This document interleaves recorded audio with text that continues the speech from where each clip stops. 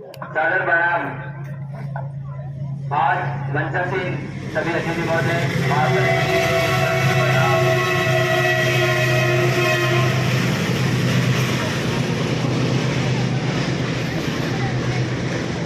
जैसा कि शहर अमेरिका जी ने कहा कि आज आप सिर्फ हिंदी में ही संवाद करेंगे एक दूसरे से, किसी भी प्रकार से किसी दूसरी भाषा का प्रयोग नहीं करेंगे। हालांकि भाषा केवल संवाद का भी माध्यम नहीं है, भाषा अपने मनोभावनाओं को व्यक्त करने का सबसे उत्कृष्ट जो है माध्यम है। उसी के अनुरूप ही आज पूरा दिन अपन व्यतीत करेंगे। आप सबको पता होना चाहिए कि हिंदी हमारे देश की राष्ट्रभाषा नहीं, एक राजभाषा है। रामदेव जी सर ने अभी बताया कि राष्ट्रभाषा और राजभाषा में थोड़ा सा अंतर है। राष्ट्रभाषा वो भाषा होती है जिसमें संपूर्ण नागरिक हिंदी का प्रयोग करते हो। हमारे देश में सभी जगह सभी क्षेत्रों में हिंदी का प्रयोग नहीं होता है, लेकिन हमारी हिंदी जो है वो एक राजभाषा है। संविधान के अनुच्छेद 343 में इसका उल्लेख किया गया है कि भारत में दो भाषाएं ऐसी होंगी जो कि राजकाज में प्रयोग में ली जाएगी, एक तो है हिंदी और दूसरी अंग्रेजी। लेकिन आज भी ये विडंबना देखने को मिलती है। कल ही एक हाईकोर्ट था, उन्होंने फटकार लगाई अपने वकीलों को कि आप हिंदी में दलील नहीं थे। ये आजादी के इतने साल बाद भी अपने को देखने को मिल रहा है। इससे बड़ी जो है दुखदायी बात नहीं हो सकती कि अपनी मातृभाषा में अपन कहीं भी किसी भी प्रकार की जो है सरकारी चर्चाओं में भाग नहीं ले सकते। तो आपकी ये जो पीढ़ी है वो अंग्रेजी को पढ़ी हुई है, उसके साथ साथ अपनी मातृभाषा का भी जरा ध्यान रखें। आप उसके मान सम्मान की भी बात रखें।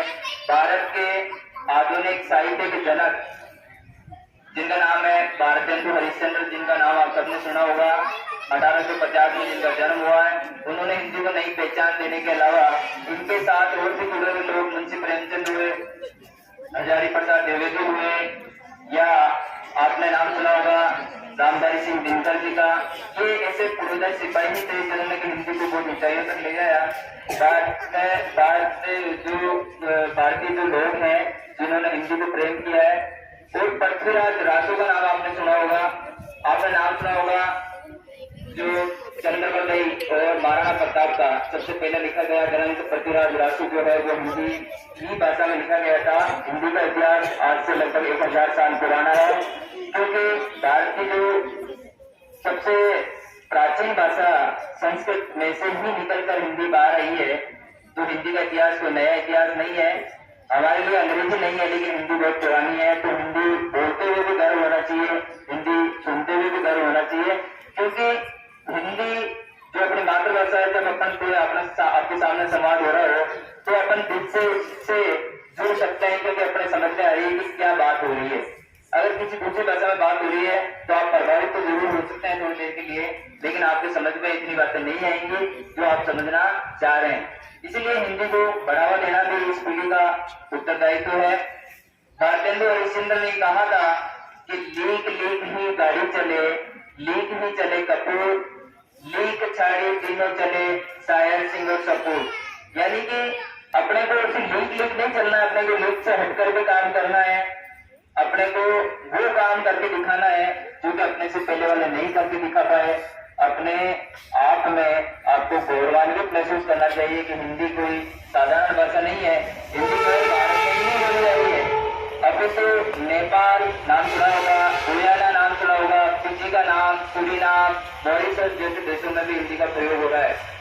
हिंदी एक ऐसी भाषा है जिसके सम्मान के लिए आज तक जो साहित्य का सबसे बड़ा पुरस्कार दिया जा रहा था, बुकर पुरस्कार जो कि अंग्रेजी साहित्य में दिया जा रहा था, पहली बार 2022 में भारत की लेखिका जिसका नाम था गीतांजलि श्री, उनको अपने जो कृति है उपन्यास है उनका वेद समाधि के लिए दिया गया। उनके लिए जोरदार तालियां बजाइए आप।